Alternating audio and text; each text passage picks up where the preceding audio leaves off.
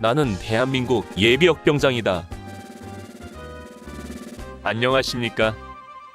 1980년대 50 시절 군대 이야기를 나누는 예비역병장입니다. 오늘도 저의 옛날 군대 이야기와 함께 추억여행 떠나시죠. 나의 일병 시절 125번째 이야기. 건군 33주년 국군이날 행사 54. 사건과 사고 3. 여의도 광장에서 행하는 통합연습은 본 행사를 위한 예행연습이었습니다. 이때에는 본 행사와 똑같은 조건과 타이밍으로 진행되었습니다. 이 같은 여의도 광장에서의 통합훈련은 모두 3차례 실시되었는데 이번에 이야기할 사건 사고는 바로 여의도 광장에서 벌어진 것입니다. 날짜는 확실치 않은데 기억으로는 아마 두 번째 통합훈련인 9월 26일이 아닌가 싶습니다. 우리 도보부대가 분열을 하기 위해 분열 대기 지점으로 이동하며 분열을 준비하는 동안 막간을 이용하여 공수특전단 용사들의 태권도 시범과 고공 강화가 이어집니다. 태권도 시범은 우리가 직접 볼 수 없었지만 고공 강화는 분열을 준비하면서 볼 수 있었는데 참으로 멋졌습니다. 하늘 높이 떠가는 수송기에서 공수부대원들이 낙하산을 펴지 않은 채 몸을 날려 강화하다가 일정 지점에 이르면 사각의 낙하산을 펴고 조종하여 지정된 여의도 광장에 사뿐히 내려앉는 것입니다.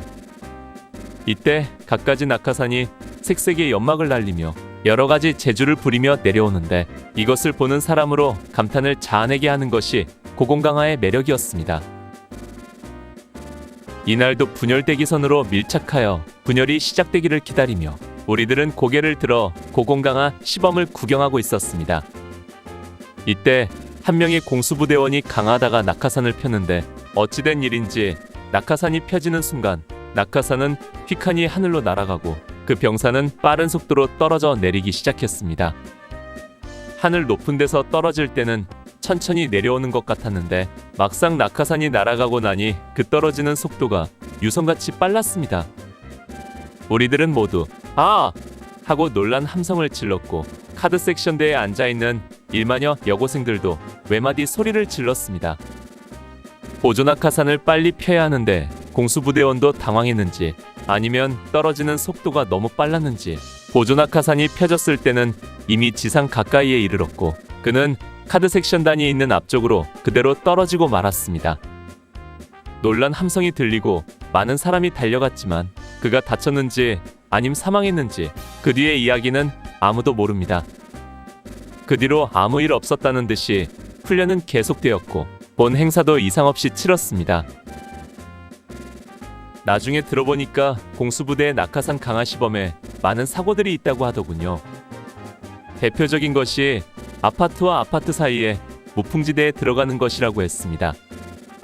이 무풍지대에 들어가면 낙하산을 조정할 수 없게 되어 아파트 벽에 부딪혀 다치거나 심하면 사망하는 경우도 많다는 것입니다. 당시 여의도에도 아파트가 많이 들어서고 있어서 그만큼 위험하다는 이야기였습니다.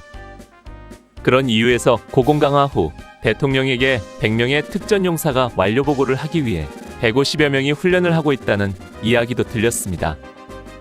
50명은 목표 지점에 떨어지지 않는다는 것을 전제로 하고 있다는 것입니다. 아무튼 목숨을 걸고 하는 험난한 훈련임에 틀림없었습니다. 마지막으로 짚고 넘어가고 싶은 사고들은 바로 일사병으로 쓰러지는 병사들 이야기입니다. 9월이면 더위도 한풀 꺾일 때이지만 그러나 한낮의 태양은 한여름 못지않은 열기를 품고 있었습니다.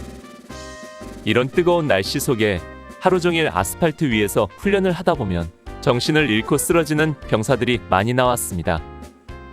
분열을 위해 행진할 때 쓰러지는 사람은 거의 없는데 대부분 훈시등으로 한자리에 오래 서 있을 때 많이 쓰러졌습니다.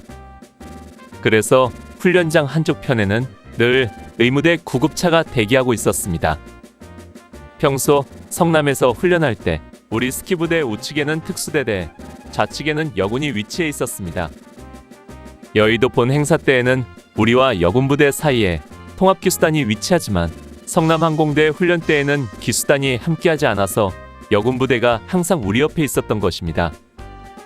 다른 부대는 멀리 있어 보이지 않지만 이 두 부대는 가까이 있어 그들의 사정을 잘 알 수 있었습니다. 특히 여군이 우리 부대 좌측에 위치해 있었고 내가 제11열 19번이었기 때문에 여군들이 잘 보이는 위치였습니다. 여군들은 견디기 힘들면 주로 그대로 자리에 앉았습니다.